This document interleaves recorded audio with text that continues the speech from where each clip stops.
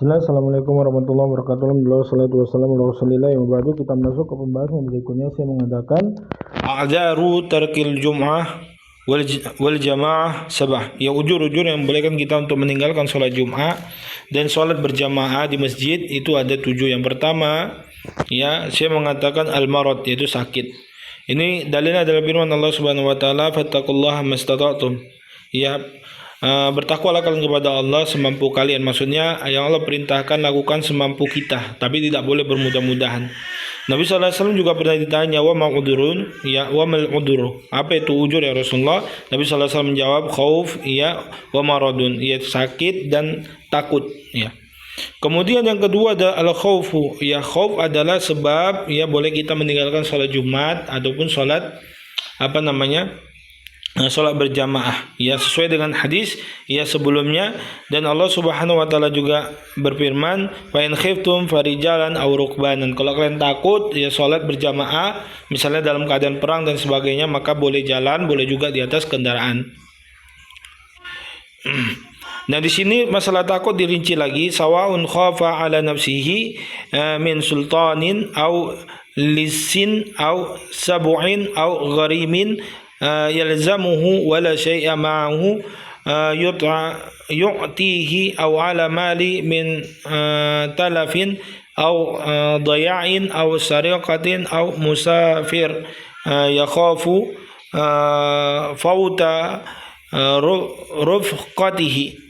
Nah, di sini banyak, ya, contoh-contohnya dikasih, ya, seperti seorang takut, ya, dari pemimpin, ya, atau hewan-hewan buas, ya, atau orang-orang yang terlilit hutang yang mengharuskan dia untuk bayar, ya, yang kreditur yang memaksanya gitu, dan dia tidak memiliki apapun untuk diberikan kepada kreditur tersebut, atau harta yang takut dicuri atau takut hilang, ya, atau lenyap, ya, kemudian orang yang sabar takut ketinggalan rombongan dan sebagainya, ya, atau dia sakit atau dia punya anak kecil yang ditakutkan kalau dia sholat anaknya itu hilang, ya. Kemudian, ya, mudafa'atu li ahadil akhbathain, yaitu orang yang menahan buang air besar dan buang air kecil.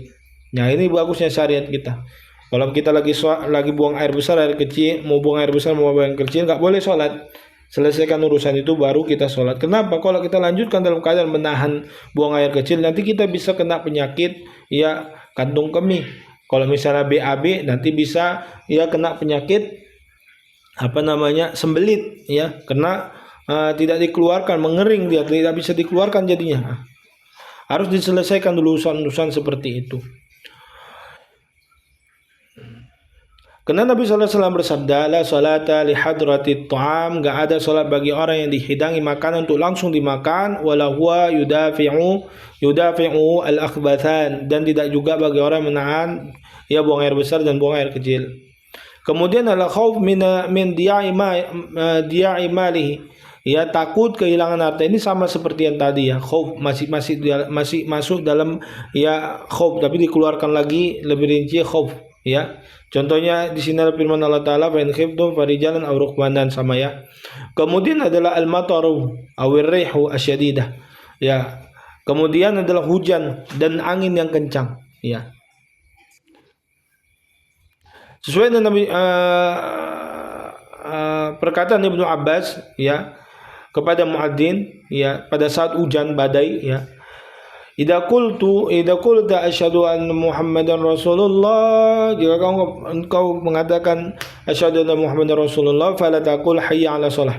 Setelah itu jangan ajak orang salat. Wa qul shallu fi buyutikum, salat kalian di rumah-rumah kalian. Ar-rihu syadidah, ya, angin yang kencang, tornado, topan, ya. Ya. Nabi sallallahu alaihi wasallam,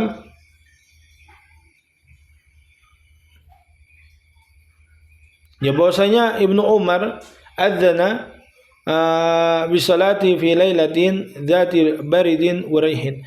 Ya, Ibnu Umar bahwasanya adzan untuk salat pada malam yang yang dingin dan angin yang kencang. Ya. Kemudian beliau mengatakan dalam ajannya, ala sallu fi rihal. Ya, salatlah kalian di kemah-kemah kalian, di rumah-rumah kalian.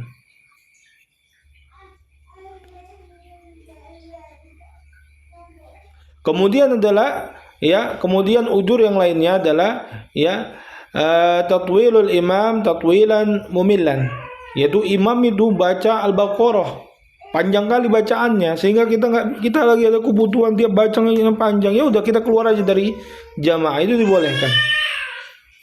Ya. Hadisnya bahwasanya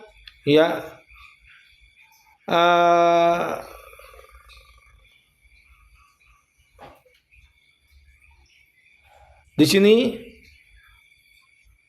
hadis dari Jabir bin Abdullah Al-Ansari, qala akbar rajulun bi nadihain wa qala janaha al-lail fawafaqa Mu'adhan yusalli fataraka nadihahu aqbala ila Mu'adh faqara'a bi suratil Baqarah wan Nisa fantalaqa ar-rajulu wa balagahu anna Mu'adhan nala minhu fa'ata Nabi sallallahu alaihi wasallam fasyaka ilaihi Mu'adhan faqala Nabi sallallahu alaihi wasallam ya Mu'adh afatannau anta. Nah, di sini Mu'adh mengimami salat baca surah Al-Baqarah.